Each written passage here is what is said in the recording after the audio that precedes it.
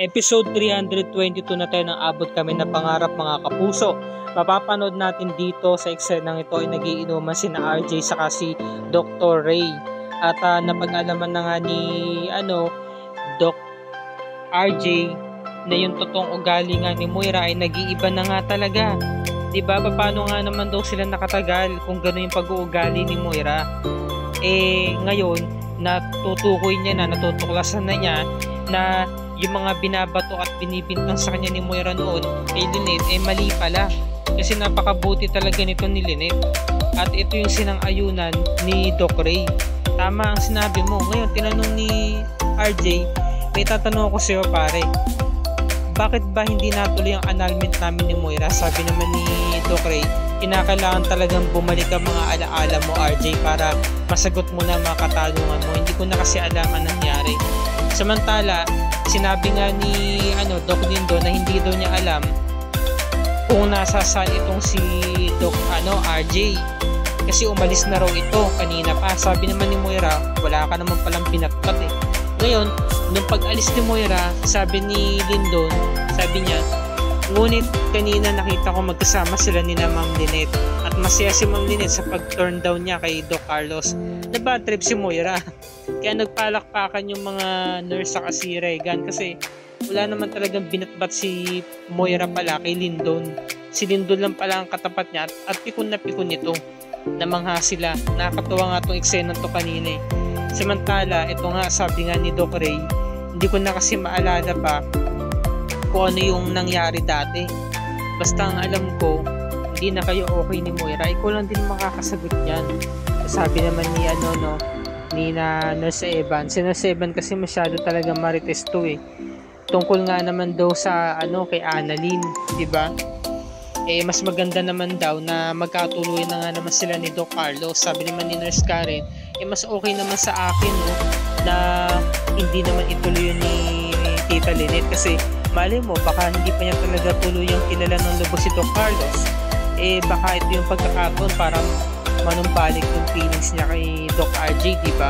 So nag-aasaran sila, diba? Tapos noon, habang sila nagkakausapan, nagkakatuwaan, di nila alam, naririnig sila ni Annalyn. Biglang dumating si Annalyn at inawat sila. Sabi naman ni Annalyn, Nurse Evan, mali yung sinasabi mo kasi never na magkakabalingan sina nanay sa si tatay. Kitang-kita naman natin masaya sila sa isa't isa, ni nanay sa si Doc Benitez. Alam naman natin na si Doc Benitez mabait, pagkakatiwalaan. Sabi naman ni Doc Lindon, mas maigi na rin yung tinurn down ng mami mo, si Doc Benitez. Mali mo, hindi pa lubusang kilala ni Ma'am Lynette si Doc Carlos. Sabi naman ni Annalyn, hindi pa ba?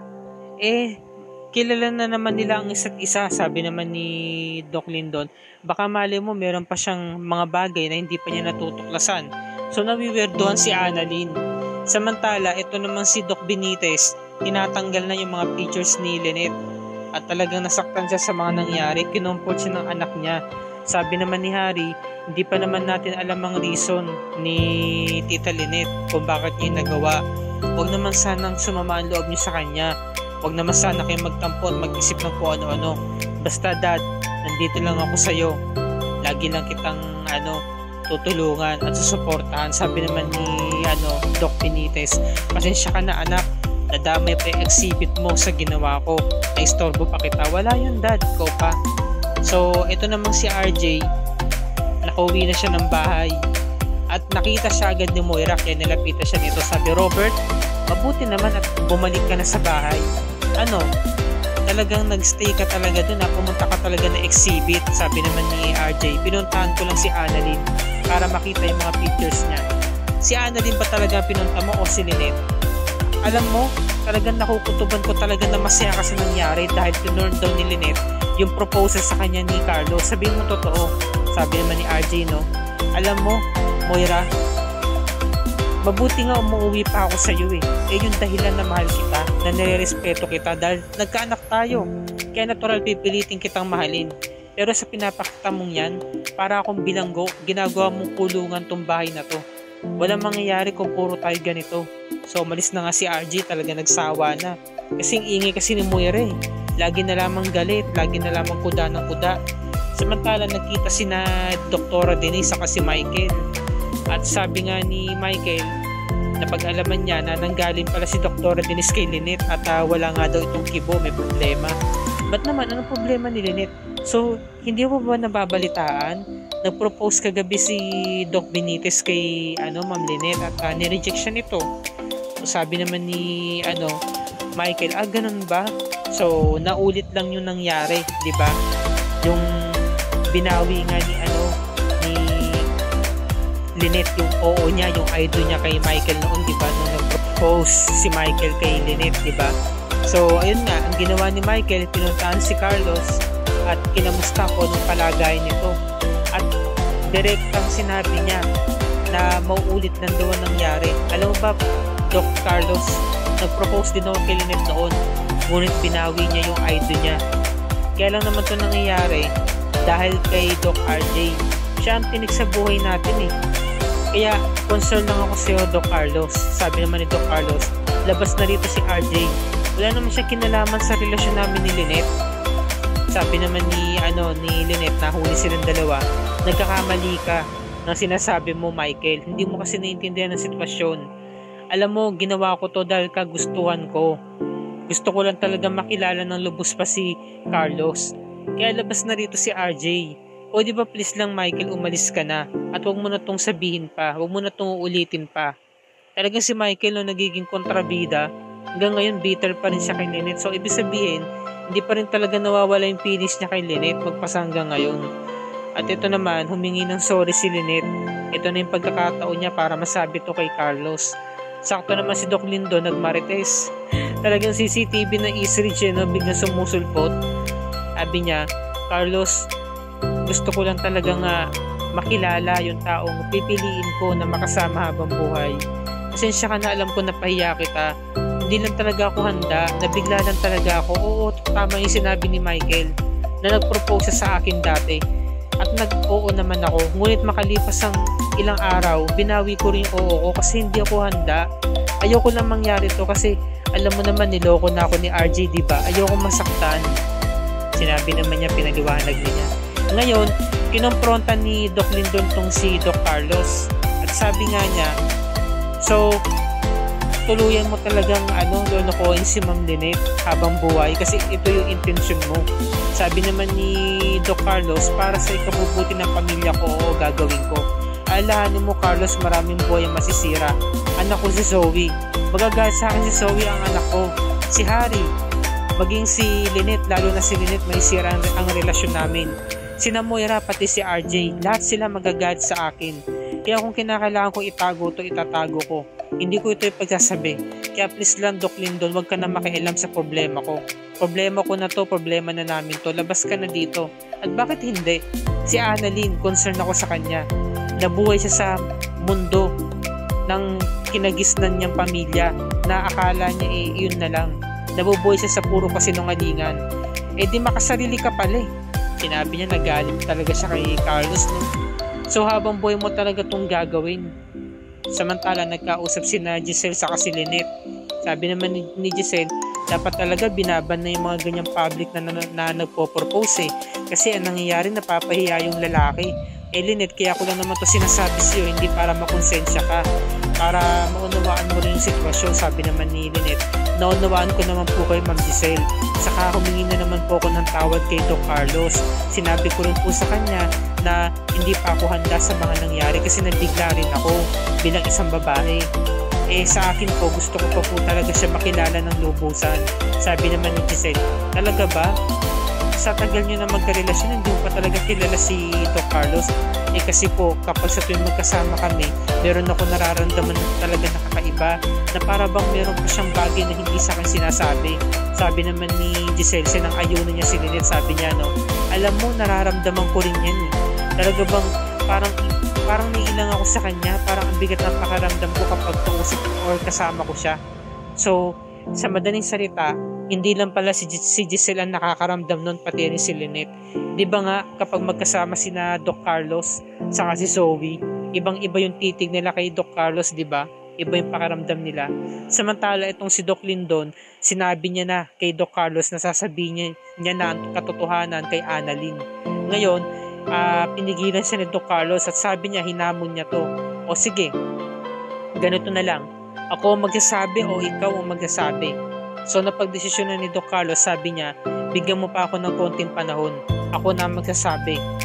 So napagkasundoan nila yun. Samantala, eto na. Dinala ni Lynette ng bilo-bilo si Doc Carlos. At kinuwento niya, umupo siya sa tabi nito. Kinuwento niya na, alam mo ba Carlos, yan ang paborito naming merienda ng anak ko na si Annalyn. Lagi ko niluluto yan. Alam mo ba Carlos, pangarap ko nung bata pa ako na maging cook ako, maging chef ako. Pinag-aralan ko nga mag-aral ng bilo-bilo, ngunit pinagalitan ako ng tatay ko kasi nasira yung luto ko. At pangarap ko rin talaga na maging chef, kaya nga nagbenta ako ng mga ulam dati para maibuhay ko yung anak ko na si Annalyn. Sabi naman ni Doc Carlos, ba't mo kinukwento mga yan, Lynette? Sabi naman ni Lynette, kasi gusto ko pa talagang magsabi ng mga iba pang bagay sa'yo. Kaya kung meron kang gustong katanungan, tanungin mo lang sa akin at sasagutin ko naman lahat yon, Carlos. Gusto ko lang talaga na sabihin at magpakatotoo sa'yo. Sana ganun ka rin. Kung meron man ikaw na gustong sabihin sa akin, maging open ka. Kasi gusto ko talaga na maging transparent tayo o makilala pa natin ng lubos ang isa't isa. Samantala, binigyan ng babala ni Lindon si Annalyn. Sabi niya, Dr. Santos, maging handa ka lang sa mga sitwasyon, no? Sa mga malalaman mo, sa lahat ng mga bagay, sa lahat ng mga pagbabago. Hindi maintindihan ni Annalyn. Sabi ni Annalyn, anong pagbabago? Anong ibig mong sabihin, Doc Lindon? So sabi naman ni Doc Carlos, may aaminin na raw siya kay Lynette. So matutuloy kaya ito? Sa tingin ko hindi ito matutuloy Kasi malalaman lang nila ang sekreto ni Dr. Benitez kapag nagkaroon ng big revelation. Diba? Sa tingin ko parang meron ditong darating at mauudlot na naman yung nasabihin ni Doc Carlos. At ito na yung mga dapat natin pakatutukan bukas, mga kapuso. Talagang itong si Moira ay nag-change na ng buhay or style lang, kumbaga. Para nga naman na magbalik na sa kanya si RJ. Ngunit si RJ talaga nga pa rin, gusto niya talaga magbago itong si Moira. Samantala, kinausap ni Doc Lindon itong si Ate Ning at tinanong niya kung yung isang tao ba nagtatago ng lihim hindi ba siya kasama sa problema ng pamilyang yun kahit hindi niya kaano-ano. Ngunit pinagtapat sa kanya ni Ate Ning na kasabot pa rin siya doon. Kasi alam niya na nga yung sikreto matagal na, pero ba't tinatago pa niya? Kaya kapag siniwalat yan ni Doc Lindon or mahuli nga itong si Doc Benitez, damay niya si Doc Lindon. Magagalit sa kanya sobra itong si Annalyn kasi matagal na palang alam ni Doc Lindon, ngunit hindi man niya sinabi. At si Doc Carlos ang naging dahilan kung bakit nahirapan, naging komplikado ang buhay ni Lynette. Ilang lahat, di ba? Kasi alam na nga niyang katotohanan na hindi naman talaga tunay na anak ni RJ si Zoe, pero ba't tinatago pa niya? Di ba? So, itong si Zoe, pinuntahan si Doc Lindon para patayin. Ito yung dapat natin pakatutuhan kasi papatayin ni Zoe si Doc Lindon para manahimik na nga naman ito kasi talagang homewrecker siya ng pamilya niya diba? Sabihin na kasi ni Doc Lindon nga yung katotohanan. So pinuntahan niya at sabi niya, hindi ako makakapayag na masira mo ang pamilya namin. Talagang tinutukan niya ng cutter, no? So, ito yung mga dapat natin pakatutukan, mga kapuso. Ano ba yung mga susunod na mangyayari sa mga eksenang yan? Kaya wag natin palalagpasin ang episode bukas, episode 323 na tayo. At September 20, 2023. At kung bago ka pa lamang sa akin channel Kapuso, please like and share this video on your social media platforms. I-hit mo na rin ang subscribe button with notification bell icon para lagi ka updated sa mga episodes ng abot kami na pangarapin na other GMA shows tulad nito. Magandang gabi mga kapuso, happy viewing sa lahat. Maraming salamat po sa inyong panonood and God bless us all.